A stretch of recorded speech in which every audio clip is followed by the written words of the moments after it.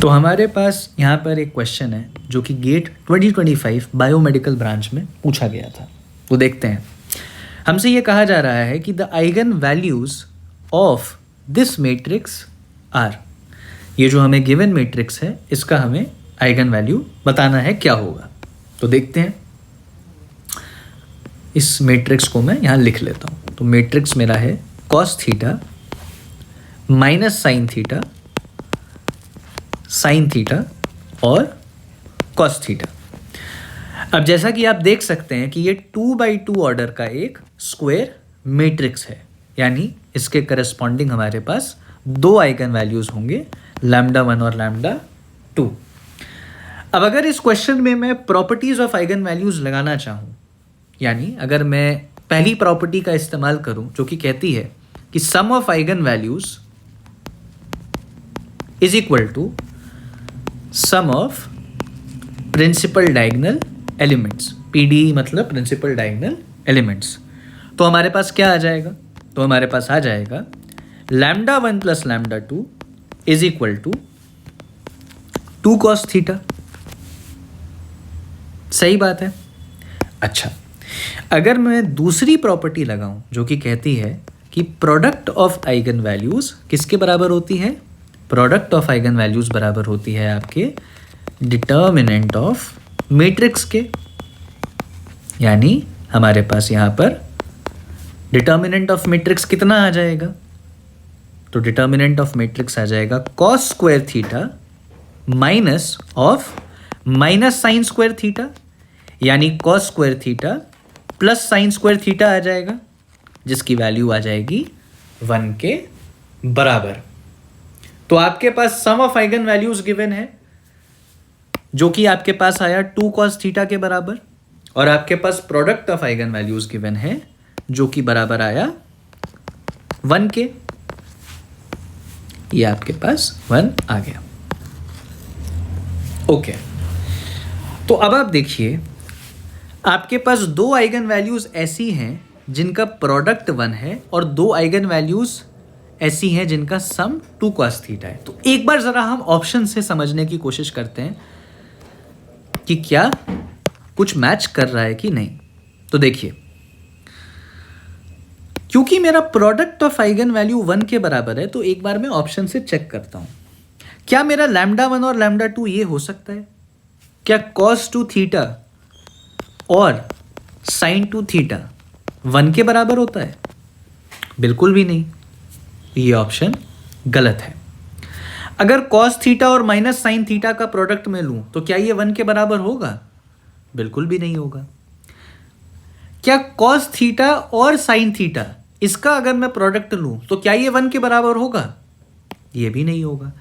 तो सिर्फ option elimination के बेसिस पर मैं ये कह सकता हूं कि इस क्वेश्चन का जो आंसर है वो है ऑप्शन नंबर सेकंड। लेकिन यहां ऑप्शन नंबर सेकंड में ये दिया क्या हुआ है? ये e की पावर आयोटा थीटा और e की पावर माइनस आयोटा थीटा, ये है क्या?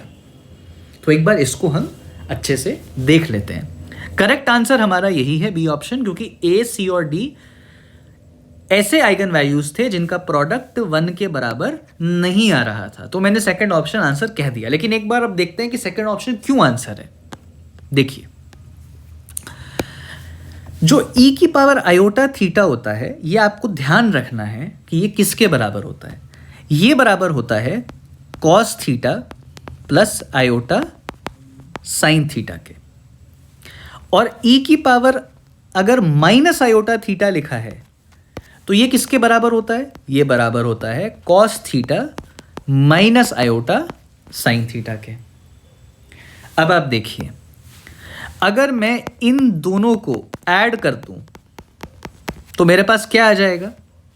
मेरे पास आ जाएगा e की power iota theta plus e की power minus iota theta is equal to 2 cos theta.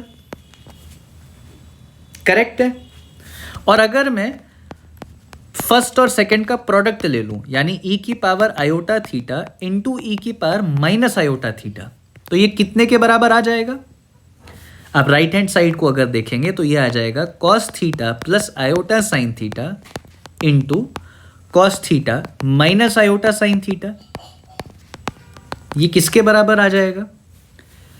a plus B into A minus B, यानी A square minus B square.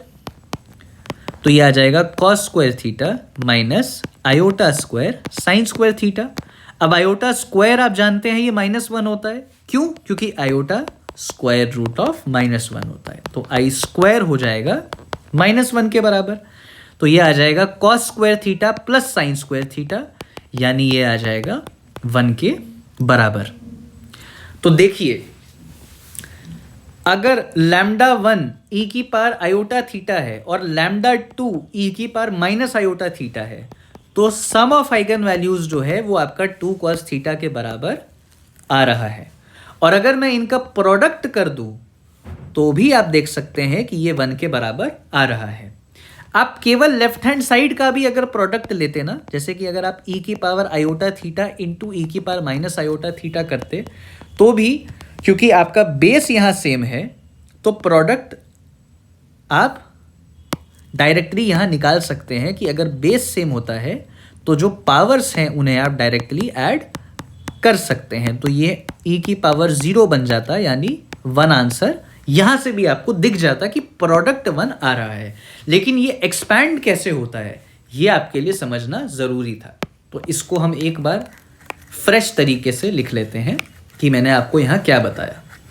मैंने आपको बस इतनी सी बात बताई कि e की पावर आयोटा थीटा बराबर होता है cos theta plus iota sine theta के।